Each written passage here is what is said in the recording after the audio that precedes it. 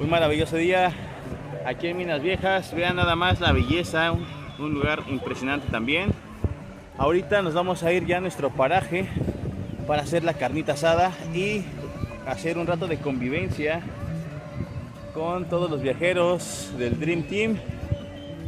Quedamos en meternos a nadar, hacer actividades, vamos a quemar bombones. Pues todavía queda un día lleno. Casi me caigo. De actividades y un buen rato hasta la noche agradable.